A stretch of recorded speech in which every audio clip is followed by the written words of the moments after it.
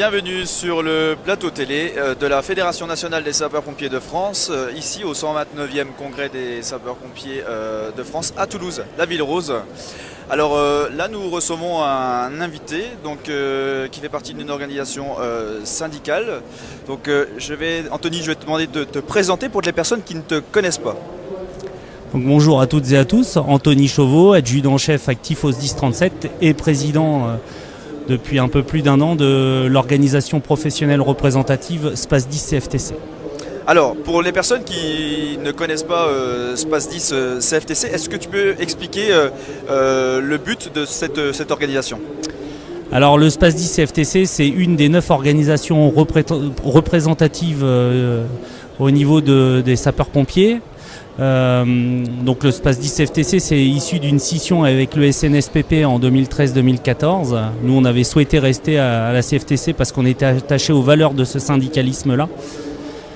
Donc SPASDIS, ça veut tout simplement dire sapeurs-pompiers et agents des SDIS. On représente donc l'ensemble des sapeurs-pompiers professionnels, puisque le syndicalisme représente bien évidemment ceux qui sont des travailleurs et les agents des SDIS, donc que ce soit les personnels administratifs ou techniques. Voilà, grosso modo, et on est affilié à la CFTC. Alors, Anthony, aujourd'hui, donc on est au Congrès national des sapeurs-pompiers de France. Il y a des enjeux politiques. Comment tu vois justement l'avenir de la sécurité civile ? Alors pour moi, je pense que l'avenir de la sécurité civile est à un tournant. Il faut moderniser. La loi MOSC date maintenant de 19 ans. Il va falloir penser à faire une loi MOSC 2 et une loi MOSC 2 où pour moi il faudrait upgrader la direction générale de la sécurité civile vers ce qu'on appelle une DG métier, où on retrouve sur les postes clés des gens issus de la profession. Ça c'est le premier point, c'est ce que j'appellerais le minimum syndical.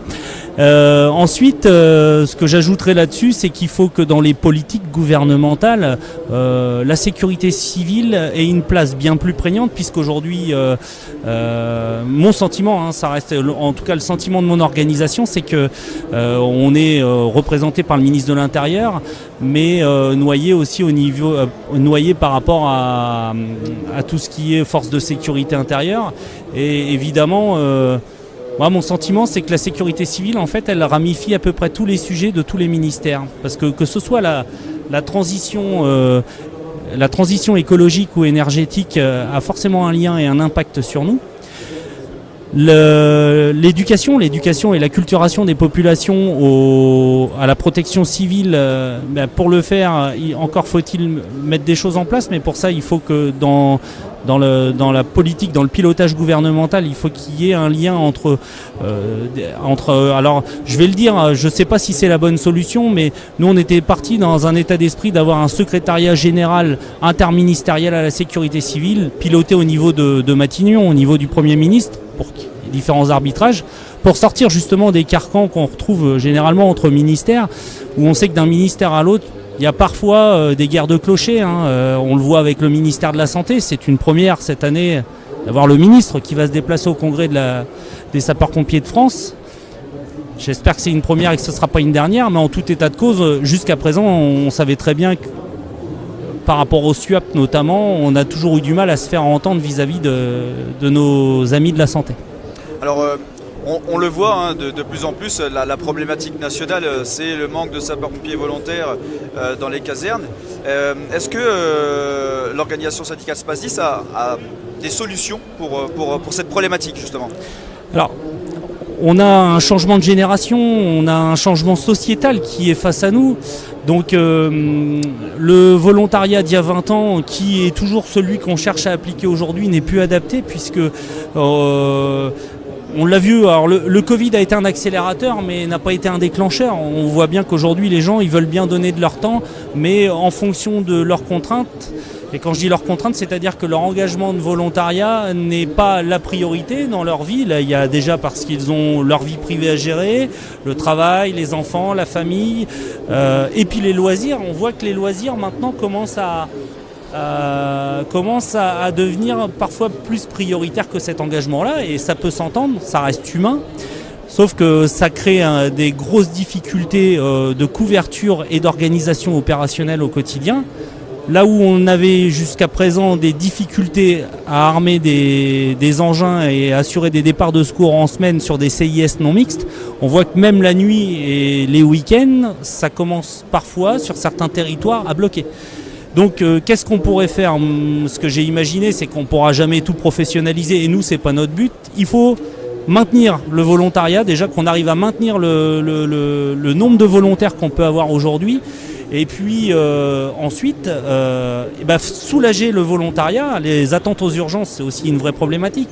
Quand un sapeur-pompier va passer plus de temps à attendre aux urgences quand il a amené une victime qu'à traiter sa propre intervention, je l'ai vu, je le constate sur le terrain, bon nombre se mettent, quand ils rentrent à la caserne, ils se mettent indisponibles parce qu'ils ne veulent pas repartir pour 2 heures alors qu'il faut aller chercher les enfants à l'école ou autre.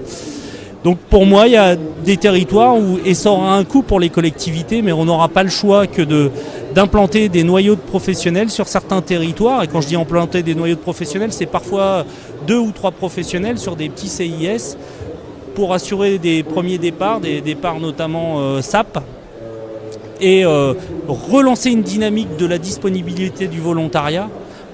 Évident aussi qu'il faut travailler sur le management intergénérationnel, on en parle beaucoup, mais ce qui est dommage, c'est qu'on ne l'a toujours pas mis en œuvre. Alors, toi, tu aimerais bien que justement on puisse rajouter des professionnels dans certaines casernes. Est-ce que tu ne penses pas que le fait de mettre par exemple un sapeur-pompier professionnel dans une caserne où il ne fait pas beaucoup d'interventions, le poste pour lui pourrait être moins attractif qu'un gros centre qui justement va décaler tous les jours. Et derrière lui, qu'est-ce qu'il va faire ? On va lui donner des tâches administratives et il va trouver, je pense, le temps long. Alors, déjà parce que sur ces postes-là, on ne va pas y mettre des jeunes caporaux, ni des jeunes sergents.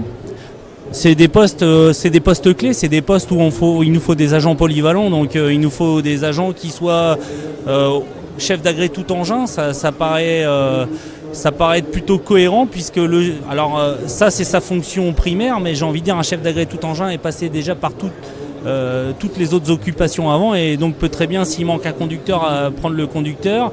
De toute façon, conducteur chef d'agré, c'est souvent sur ces postes clés là où on a des problématiques d'armement.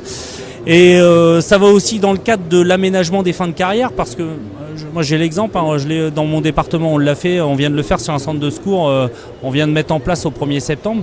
Ce sont plutôt des agents qui arrivent en fin de carrière et qui viennent chercher, déjà parce que le régime de travail est différent, on n'est plus sur des gardes de 24 heures mais des gardes de 12 heures, 10 heures même, mais du lundi au vendredi, donc il n'y a pas de nuit, il n'y a pas de week-end, il n'y a pas de jour férié. Donc pour de l'aménagement de fin de carrière, on le voit bien, la population sapeur-pompier professionnel est vieillissante parce que ça aussi, c'est à prendre en compte.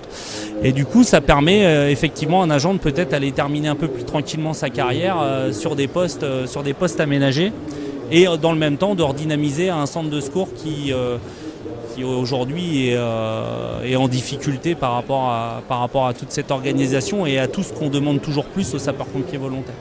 Moi, je dis bien, ça doit venir en soutien, c'est pas pour venir prendre la place. La mayonnaise, elle peut prendre que s'il y a une volonté commune de faire avancer le bateau. Complémentaire, bien sûr, il faut que ça soit complémentaire.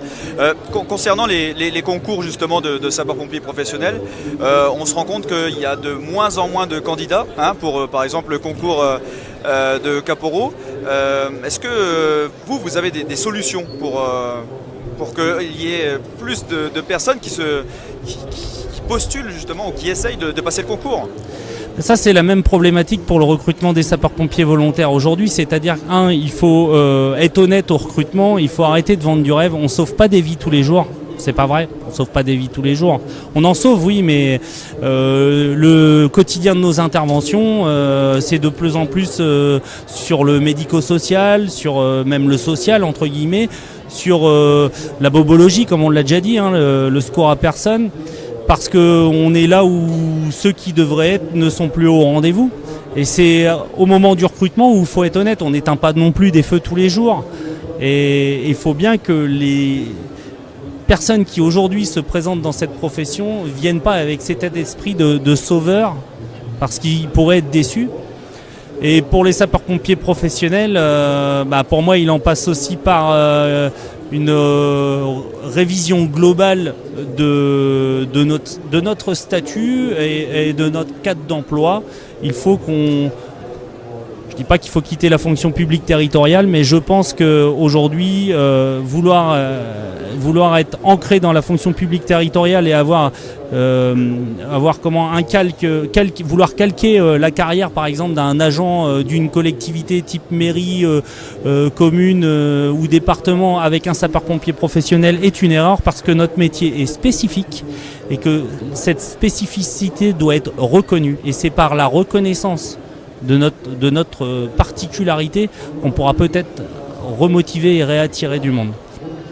Anthony, merci beaucoup pour ces explications. Merci à toi, merci à Space 10. Merci à vous. Ouais, bah oui. Alors, est-ce que vous avez un stand ici? Non, nous on n'a pas fait le choix de faire de stand. On est plutôt itinérant et on participe au grand débat, puisque ce que je viens de partager ici avec toi, on le partage dans les grands débats avec les autorités. D'accord. Voilà. Ok. Eh bien Anthony, merci beaucoup. Bonne fin de journée. Merci. Parce que l'équipe de France nous attend tout à l'heure. Tout à fait.